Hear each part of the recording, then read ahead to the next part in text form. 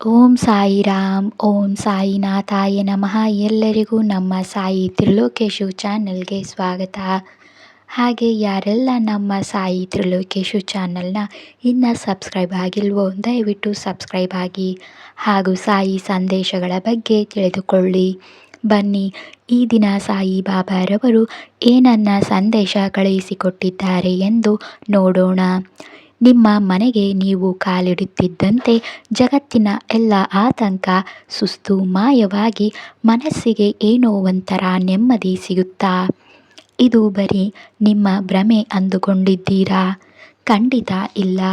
ಸಾಕ್ಷಾತ್ ಸಾಯಿ ಬಾಬಾ ಅವರೇ ನಿಮ್ಮ ಮನೆಯನ್ನು ತಮ್ಮ ಧಾಮವನ್ನಾಗಿ ಮಾಡಿಕೊಂಡಿದ್ದಾರೆ ಅನ್ನೋದಕ್ಕೆ ಪ್ರಕೃತಿಯೇ ಕೊಡುವ ಆ ದಿವ್ಯ ಸಂಕೇತಗಳು ಯಾವುವು ಗೊತ್ತಾ? ಇವತ್ತಿನ ಈ ವಿಡಿಯೋದಲ್ಲಿ ಬಾಬಾ ನಿಮ್ಮ ಮನೆಯಲ್ಲೇ ಇದ್ದಾರೆ ಎಂದು ತಿಳಿಸುವ ಆ ರಹಸ್ಯ ಅದ್ಭುತ ಸಂಕೇತಗಳ ಬಗ್ಗೆ ಕಂಪ್ಲೀಟಾಗಿ ತಿಳಿಸಿಕೊಡ್ತೀನಿ. ವಿಡಿಯೋವನ್ನು ಎಲ್ಲೂ ಮಿಸ್ ಮಾಡದೆ ಕೊನೆಯವರೆಗೂ ನೋಡಿ. ನೀವು ಮನೆಗೆ ಪ್ರವೇಶಿಸುತ್ತಿದ್ದಂತೆ ಒಂದು ವಿಚಿತ್ರವಾದ ಶಾಂತತೆಯನ್ನು ಎಂದಾದರೂ ಅನುಭವಿಸಿದ್ದೀರಾ? ಹೊರಗಿನ ಪ್ರಪಂಚದ ಎಲ್ಲ ಗದ್ದಲ, ಸುಸ್ತು ಮತ್ತು ಒತ್ತಡಗಳು ಬಾಗಿಲಿನ ಹೊರಗಡೆಯೇ ಉಳಿದು ಹೋದಂತೆ ಭಾಸವಾಗುತ್ತದೆಯೇ? ಇದು ಕೇವಲ ನಮ್ಮ ಮನಸ್ಸಿನ ಭ್ರಮೆ ಎಂದು ನಾವು ಹಲವು ಬಾರಿ ಭಾವಿಸುತ್ತೇವೆ. ಆದರೆ ನಾನು ಇದು ಕೇವಲ ಕಾಕತಾಳೀಯವಲ್ಲ ಎಂದು ಹೇಳಿದರೆ ಏನಾಗಬಹುದು? ಸಾಕ್ಷಾತ್ ಸಾಯಿ ಬಾಬಾರವರೇ ನಿಮ್ಮ ಮನೆಯಲ್ಲಿ ತಮ್ಮ ಉಪಸ್ಥಿತಿಯನ್ನು ದಾಖಲಿಸುತ್ತಿರಬಹುದು. ಇಂದಿನ ವಿಡಿಯೋದಲ್ಲಿ ನಾವು ನಿಮ್ಮ ಮನೆಯಲ್ಲಿ ಕೇವಲ ಸಕಾರಾತ್ಮಕತೆ ಮಾತ್ರವಲ್ಲದೆ ಸಾತ್ವಿಕ ಶಕ್ತಿಯು ನೆಲೆಸಿದೆ ಎಂದು ತಿಳಿಸುವ ಆ ಆಳವಾದ ಮತ್ತು ದಿವ್ಯವಾದ ಸಂಕೇತಗಳನ್ನು ಅರ್ಥ ಮಾಡಿಕೊಳ್ಳೋಣ. ಮೊದಲು ಮತ್ತು ಅತ್ಯಂತ ದೊಡ್ಡ ಸಂಕೇತವೇನೆಂದರೆ ನಿಮ್ಮ ಮನೆಯ ಬದಲಾವಣೆ ವಾತಾವರಣ. ಮನೆಯ ವಾತಾವರಣದಲ್ಲಿ ಒಂದು ರೀತಿಯ ವಿಭಿನ್ನವಾದ ನಿಶ್ಚಲತೆ ಇರುವುದನ್ನು ನೀವೇ ಸ್ವತಃ ಅನುಭವಿಸಿರುವಿರಿ. ಸಾಮಾನ್ಯವಾಗಿ ಮನೆಯ ಸದಸ್ಯರ ನಡುವೆ ಸಣ್ಣ ಪುಟ್ಟ ವಿಷಯಗಳಿಗೆ ನಡೆಯುತ್ತಿದ್ದ ಜಗಳ ಅಥವಾ ಕಿರಿಕಿರಿಗಳು ಕಡಿಮೆಯಾಗುತ್ತವೆ. ಹೊರಗೆಲ್ಲೋ ಸಿಗದಂತಹ ಶಾಂತತೆ ಮನೆಯಲ್ಲಿ ಅನುಭವಕ್ಕೆ ಬರುತ್ತದೆ. ಯಾವುದೇ ಅಗರಬತ್ತಿ, ಧೂಪ ಅಥವಾ ಹೂವು ಇಲ್ಲದಿದ್ದರೂ ಇದ್ದಕ್ಕಿದ್ದಂತೆ ಮನೆಯ ಯಾವುದೋ ಒಂದು ಮೂಲೆಯಲ್ಲಿ ಮೃದುವಾದ ಸುಗಂಧದ ಅನುಭವ ನಿಮಗಾಗಿರುವುದನ್ನು ನೀವು ಗಮನಿಸಿರಬಹುದು. ಕೆಲವೊಮ್ಮೆ ಶ್ರೀಗಂಧದ, ಇನ್ನು ಕೆಲವೊಮ್ಮೆ ಯಾವುದೋ ಪವಿತ್ರ ಹೂವಿನ ಸುಗಂಧ ಬರುತ್ತದೆ. ಈ ಸುಗಂಧವೇ ಆ ದಿವ್ಯ ಉಪಸ್ಥಿತಿಯ ಮೊದಲ ಪುರಾವೆ ಎಂದು ಪರಿಗಣಿಸಲಾಗುತ್ತದೆ. ಈಗ ನಿಮ್ಮ ಮನೆಯ ಸುತ್ತಮುತ್ತಲಿನ ವಸ್ತುಗಳ ಕಡೆಗೆ ಸ್ವಲ್ಪ ಗಮನವನ್ನು ಕೊಡಿ. ಪಶು ಪಕ್ಷಿಗಳು ನಮಗಿಂತ ಹೆಚ್ಚು ಸೂಕ್ಷ್ಮ ಸಂವೇದನಾಶೀಲವಾಗಿರುತ್ತವೆ. ನಮ್ಮ ಹಿರಿಯರು ಹೇಳುತ್ತಾರೆ, ನಿಮ್ಮ ಮನೆಯ ಬಾಲ್ಕನಿ, ಕಿಟಕಿ ಅಥವಾ ಮಹಡಿಯ ಮೇಲೆ ಇದ್ದಕ್ಕಿದ್ದಂತೆ ಪಕ್ಷಿಗಳ ಬರುವಿಕೆ ಹೆಚ್ಚಾದರೆ ಅಥವಾ ಗುಬ್ಬಚ್ಚಿಯಂತಹ ಪಕ್ಷಿಗಳು ಅಲ್ಲಿ ಗೂಡು ಕಟ್ಟಲು ಪ್ರಯತ್ನಿಸಿದರೆ ಆ ಜಾಗದಲ್ಲಿ ಶಕ್ತಿಯು ಅತ್ಯಂತ ಸಕಾರಾತ್ಮಕವಾಗಿದೆ ಎಂದು ಅರ್ಥ ಮಾಡಿಕೊಳ್ಳಿ. ಮತ್ತು ನಿಮ್ಮ ಮನೆಯಲ್ಲಿ ಯಾವುದೇ ಸಾಕು ಪ್ರಾಣಿ ಇದ್ದರೆ ಅದು ಕೆಲವೊಮ್ಮೆ ಮನೆಯ ಒಂದು ಮೂಲೆಯಲ್ಲಿ ಕುಳಿತು ಯಾರೋ ಅಲ್ಲಿ ನಿಂತಿರುವಂತೆ ತುಂಬ ಶಾಂತವಾಗಿ ನೋಡುತ್ತಿರುವುದನ್ನು ಗಮನಿಸಿ. ನಮ್ಮ ಕಣ್ಣುಗಳಿಗೆ ಕಾಣದ ಆ ದಿವ್ಯ ಶಕ್ತಿಯನ್ನು ಅವು ನೋಡಬಲ್ಲವು. ಮೂರನೇ ಸಂಕೇತವು ನೇರವಾಗಿ ನಿಮಗೆ ಸಂಬಂಧಿಸಿದೆ. ಕಳೆದ ಕೆಲವು ದಿನಗಳಿಂದ ನಿಮಗೆ ಆಳವಾದ ಮತ್ತು ನೆಮ್ಮದಿಯ ನಿದ್ದೆ ಬರುತ್ತಿದೆಯೇ? ನೀವು ಬೆಳಗ್ಗೆ ಎದ್ದಾಗ ಹಗುರವಾಗಿ ಮತ್ತು ಒತ್ತಡ ಮುಕ್ತವಾಗಿರುತ್ತೀರಾ? ನಿಮ್ಮೊಂದಿಗೆ ಹೀಗಾಗುತ್ತಿದ್ದರೆ ನಿಮ್ಮ ಮನೆಯ ವೈಬ್ರೇಷನ್ ಕಂಪನ ಬದಲಾಗಿದೆ ಎಂದು ಅರ್ಥ ಮಾಡಿಕೊಳ್ಳಿ. ಜೊತೆಗೆ ನಿಮ್ಮ ಕನಸಿನಲ್ಲಿ ಯಾವುದೇ ದೇವಸ್ಥಾನ, ಪವಿತ್ರ ಸ್ಥಳ ಅಥವಾ ದಿವ್ಯ ಬೆಳಕು ಪದೇ ಪದೇ ಕಾಣಿಸಿಕೊಂಡರೆ ಅದು ಕೇವಲ ಕಾಕತಾಳೀಯವಲ್ಲ ಎಂದು ನಂಬಿ. ಸಾಯಿ ಬಾಬಾರವರು ನಿಮಗೆ ಸರಿಯಾದ ದಾರಿಯನ್ನು ತೋರಿಸುತ್ತಿದ್ದಾರೆ ಮತ್ತು ನಿಮ್ಮ ಮನೆಯನ್ನು ಒಂದು ಪವಿತ್ರ ಸ್ಥಳವಾಗಿ ಆರಿಸಿಕೊಂಡಿದ್ದಾರೆ ಎಂಬುದರ ಸಂಕೇತವಿದು. ಈಗ ನಾವು ಸಾಮಾನ್ಯವಾಗಿ ನಿರ್ಲಕ್ಷಿಸುವ ಕೆಲವು ವಿಷಯಗಳ ಬಗ್ಗೆ ಮಾತನಾಡೋಣ. ಒಂದು ದೀರ್ಘಕಾಲದಿಂದ ಹುಡುಕುತ್ತಿದ್ದರೂ ಸಿಗದ ವಸ್ತುಗಳು ಇದ್ದಕ್ಕಿದ್ದಂತೆ ನೀವು ಎಂದಿಗೂ ಇಡದಂತಹ ಜಾಗದಲ್ಲಿ ಸಿಕ್ಕಿರುವುದನ್ನು ಎಂದಾದರೂ ಗಮನಿಸಿದ್ದೀರಾ? ಅಥವಾ ದೀರ್ಘಕಾಲದಿಂದ ನೆನೆಗುದಿಗೆ ಬಿದ್ದಿದ್ದ ಕೆಲಸವೊಂದು ಇದ್ದಕ್ಕಿದ್ದಂತೆ ಯಾವುದೇ ಶ್ರಮವಿಲ್ಲದೆ ಪೂರ್ಣಗೊಂಡಿದೆಯಾ? ಮನೆಯಲ್ಲಿ ದೈವಿಕ ಶಕ್ತಿಯ ಸಂಚಾರವಾದಾಗ ಅಡೆತಡೆಗಳು ತಾವಾಗಿಯೇ ದೂರವಾಗುತ್ತವೆ. ಹಲವು ಬಾರಿ ಮನೆಯ ದೇವರ ಕೋಣೆಯಲ್ಲಿ ಇಟ್ಟಿರುವ ನೀರು ಅಥವಾ ಹೂವು ದೀರ್ಘಕಾಲದವರೆಗೆ ತಾಜಾವಾಗಿಯೇ ಉಳಿದುಬಿಡುತ್ತವೆ. ಇದು ಬಾಬಾ ಅವರ ಶಕ್ತಿಯು ಅಲ್ಲಿ ಆಳವಾಗಿ ನೆಲೆಸಿದೆ ಎಂಬುದರ ಸಂಕೇತವಾಗಿದೆ. ನಿಮ್ಮೊಳಗೆ ನೀವು ಅನುಭವಿಸುವ ಮತ್ತೊಂದು ದೊಡ್ಡ ಬದಲಾವಣೆ ಎಂದರೆ ನಮ್ಮ ಆಲೋಚನೆಯಲ್ಲಿ ಬರುವ ಪರಿಶುದ್ಧತೆ. ಇದ್ದಕ್ಕಿದ್ದಂತೆ ನಿಮಗೆ ಅನಾವಶ್ಯಕ ನಿಂದನೆ, ಚಾಡಿ ಮಾತುಗಳು ಅಥವಾ ಕೋಪ ವಿಷಯಗಳಿಂದ ಸಂಪೂರ್ಣವಾಗಿ ದೂರವಿರಬೇಕು ಎನಿಸುತ್ತದೆ. ಮನೆಯಲ್ಲಿ ಆದಷ್ಟು ಕಡಿಮೆ ಗದ್ದಲವಿರಲಿ ಮತ್ತು ಹೆಚ್ಚು ಸಮಯ ಮೌನದಲ್ಲಿ ಕಳೆಯಲಿ ಎಂದು ನಿಮಗೆ ಅನಿಸುತ್ತದೆ. ನಿಮ್ಮ ಮನಸ್ಸು ತಾವಾಗಿಯೇ ದೇವರ ನಾಮಸ್ಮರಣೆ, ಸೇವಾ ಮನೋಭಾವ ಅಥವಾ ಯಾವುದಾದರೂ ಸಾತ್ವಿಕ ಕೆಲಸದ ಕಡೆಗೆ ವಾಲುವುದೇ ಪ್ರಾರಂಭವಾಗುತ್ತದೆ. ಮನೆಯಲ್ಲಿ ಯಾವುದೇ ಸಿದ್ಧ ಶಕ್ತಿ ಬಂದಾಗ ಅದು ಮೊದಲು ನಿಮ್ಮ ಒಳಗಿನ ಗದ್ದಲವನ್ನು ಶಾಂತವಾಗಿಸುತ್ತದೆ.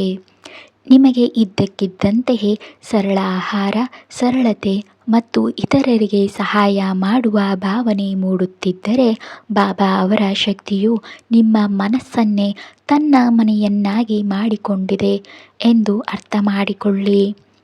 ಹಲವು ಬಾರಿ ಯಾವುದೇ ಕಾರಣವಿಲ್ಲದೆ ಮನೆಯಲ್ಲಿ ಭಯ ಅಥವಾ ಒಂದು ರೀತಿಯ ಭಾರವಾದ ವಾತಾವರಣ ಇರುವುದನ್ನು ನಾವು ನೋಡುತ್ತೇವೆ. ಆದರೆ ಈಗ ಆ ಭಾರವು ಮಾಯವಾಗಿರುತ್ತದೆ. ಈ ಹಿಂದೆ ಕತ್ತಲೆ ಅಥವಾ ನಕಾರಾತ್ಮಕತೆ ಅನಿಸುತ್ತಿದ್ದ ಮೂಲೆಗಳಲ್ಲಿ ಈಗ ಒಂದು ವಿಭಿನ್ನವಾದ ಹೊಳಪು ಮತ್ತು ಉಷ್ಣತೆ ಅನ್ನಿಸುತ್ತದೆ.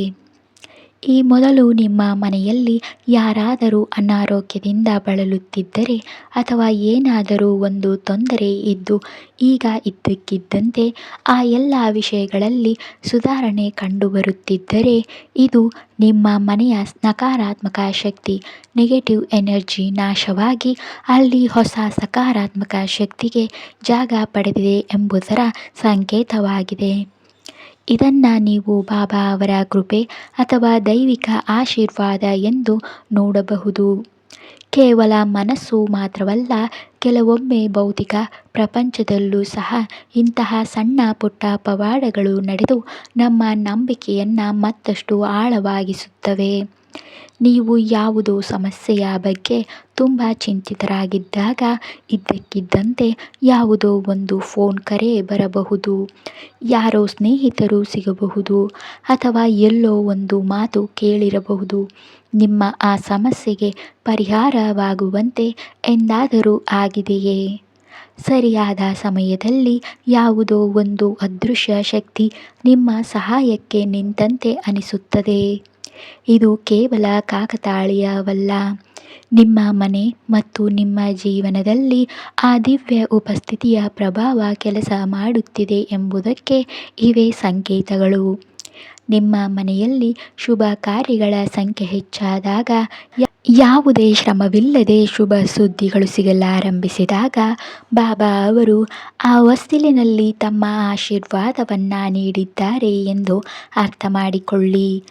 ಕೇವಲ ದೇವರ ಕೋಣೆ ಮಾತ್ರವಲ್ಲ, ಮನೆಯ ಪ್ರತಿಯೊಂದು ಮೂಲೆಯೂ ಈಗ ನಿಮಗೆ ಪವಿತ್ರವಾಗಿ ಕಾಣುತ್ತಿರುವುದಕ್ಕೆ ಕಾರಣವೇನೆಂದು ಎಂದಾದರೂ ಯೋಚಿಸಿದ್ದೀರಾ?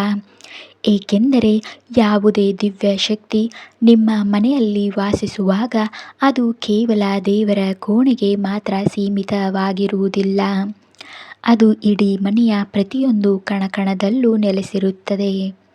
ನೀವು ಅಡಿಗೆ ಮನೆಯಲ್ಲಿ ಕೆಲಸ ಮಾಡುತ್ತಿರಲಿ ಅಥವಾ ಮಲಗಿರಲಿ, ನಿಮಗೊಂದು ರಕ್ಷಣಾ ಭಾವನೆ ಇರುತ್ತದೆ.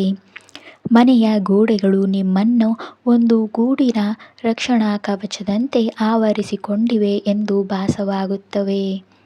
ನಿಮಗೂ ಮನೆಯೊಳಗೆ ಇಂತಹ ಒಂದು ರಕ್ಷಣಾ ಕವಚದ ಅನುಭವವಾಗುತ್ತಿದ್ದರೆ, ಇಲ್ಲಿ ಯಾವುದೋ ಮಹಾನ್ ಚೇತನದ ನೆಲೆಸುವಿಕೆ ಇದೆ ಎಂಬುದಕ್ಕೆ ಇದು ಸ್ಪಷ್ಟ ಸಂಕೇತವಾಗಿದೆ.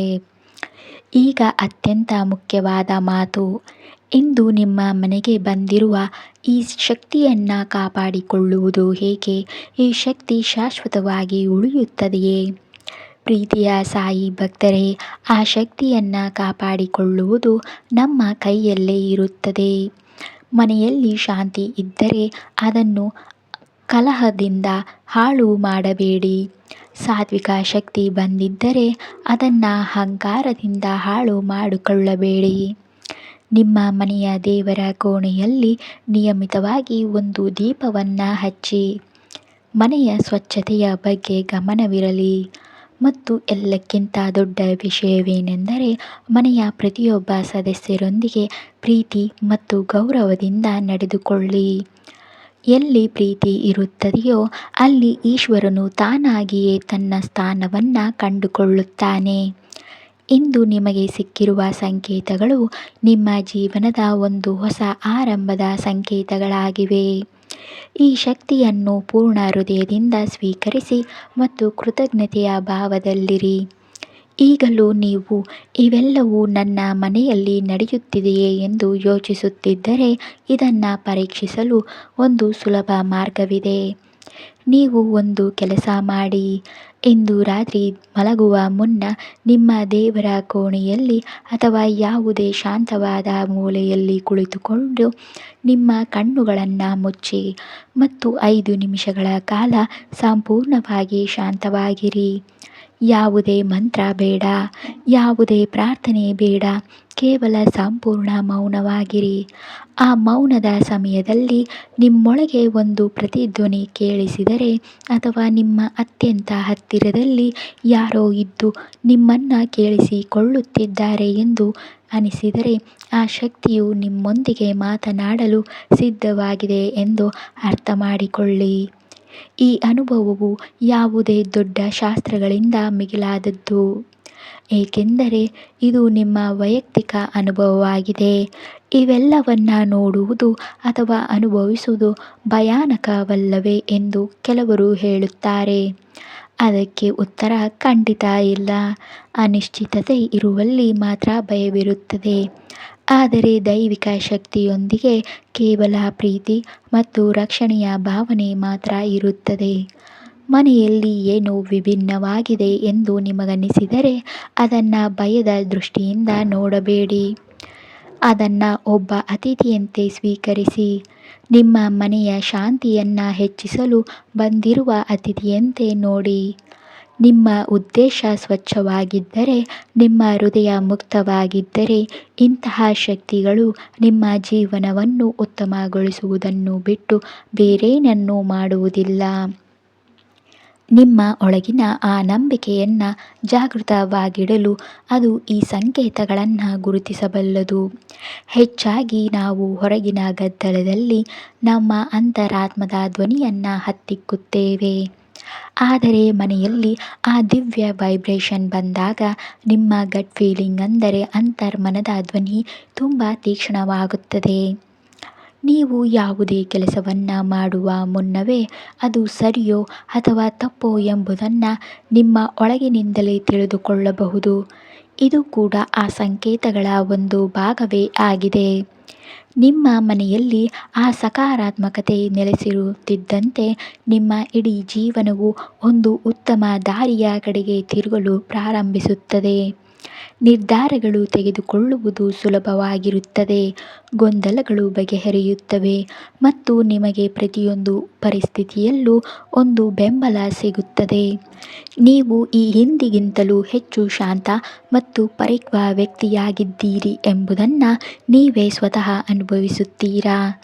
ಕೊನೆಯಲ್ಲಿ ನಾನು ಇಷ್ಟನ್ನೇ ಹೇಳಲು ಬಯಸುತ್ತೇನೆ. ನಮ್ಮ ಮನೆಗಳಿಗೆ ಬರುವ ಆ ದಿವ್ಯ ಶಕ್ತಿಯು ಕೇವಲ ಕಾಕತಾಳೀಯವಲ್ಲ, ಬದಲಿಗೆ ನಮ್ಮ ಮೇಲೆ ಸುರಿಸುತ್ತಿರುವ ಆ ಅನಂತ ಕರುಣೆಯ ಫಲವಾಗಿದೆ. ಈ ಕ್ಷಣದಲ್ಲಿ ಗೌರವಿಸೋಣ ಮತ್ತು ಬಾಬಾ ಅವರ ಪಾದಗಳಿಗೆ ಶಿರಬಾಗಿ ಒಂದು ಸಣ್ಣ ಪ್ರಾರ್ಥನೆಯನ್ನು ಮಾಡೋಣ. ಹೇ ನನ್ನ ಪ್ರಭು, ನನ್ನ ದೇವನೇ, ಪ್ರತಿಯೊಂದು ಕಣಕಣದಲ್ಲೂ ನೆಲೆಸಿರುವೆ ನೀನು. ನಮ್ಮ ಒಳಗಿನ ಕತ್ತಲೆಯನ್ನು ನೀನು ಅಳಿಸಿ ಬೆಳಕನ್ನು ತುಂಬುತ್ತಿರುವವನು ನೀನೇ. ನಮ್ಮ ಮನೆಗಳಲ್ಲಿ ನಿನ್ನ ಪವಿತ್ರತೆಯಿಂದ ಪೋಷಿಸುತ್ತಿರುವೆ. ನಿನಗೆ ನಮ್ಮ ಅನಂತ ಕೃತಜ್ಞತೆಗಳು. ಹೇ ಬಾಬಾ, ನೀನು ನಮ್ಮ ಮನೆಯ ಬಾಗಿಲಿಗೆ ಬಂದಿದ್ದೀಯಾ. ನಿನ್ನ ಉಪಸ್ಥಿತಿಯಿಂದ ನಮ್ಮ ಜೀವನವನ್ನು ಧನ್ಯಗೊಳಿಸಿದ್ದೀಯಾ. ಇದಕ್ಕಾಗಿ ನಾವು ನಿಮಗೆ ಸದಾ ಚಿರಋಣಿಯಾಗಿದ್ದೇವೆ. ಏನೆಂದರೆ, ನೀನು ಹೇಗೆ ನಮ್ಮ ಮನೆಯಲ್ಲಿ ಶಾಂತಿಯನ್ನು ನೆಲೆಸುವಂತೆ ಮಾಡಿದ್ದೀಯೋ ಹಾಗೆಯೇ ನಮ್ಮ ಮನಸ್ಸಿನ ವಿಕಾರಗಳನ್ನು ದೂರ ಮಾಡಿ ನಮ್ಮನ್ನು ಸತ್ಯ ಮತ್ತು ಪ್ರೀತಿಯ ಹಾದಿಯಲ್ಲಿ ನಡೆಸು. ನಮ್ಮ ಕುಟುಂಬದ ಪ್ರತಿಯೊಬ್ಬ ಸದಸ್ಯರ ಮೇಲೂ ನಿನ್ನ ಕರುಣೆ ಕೃಪೆ ಇರಲಿ ಮತ್ತು ನಿನ್ನ ಈ ದಿವ್ಯ ಪ್ರೀತಿಯನ್ನು ಪ್ರತಿ ಕ್ಷಣವೂ ಅನುಭವಿಸುವಂತಹ ದೃಷ್ಟಿಯನ್ನು ನಮಗೆ ನೀಡು. ನಾವು ಅಜ್ಞಾನಿಗಳು. ನಮ್ಮಿಂದ ತಿಳಿದೋ ತಿಳಿಯದೆಯೋ ಹಲವು ತಪ್ಪುಗಳಾಗುತ್ತವೆ. ಆದರೆ ನಿಮ್ಮ ದಯಾ ಸಾಗರದಿಂದ ನಮ್ಮನ್ನು ಕ್ಷಮಿಸಿ ನಿನ್ನ ಭಕ್ತಿಗೆ ನಮ್ಮನ್ನು ಪಾತ್ರರನ್ನಾಗಿ ಮಾಡಿ.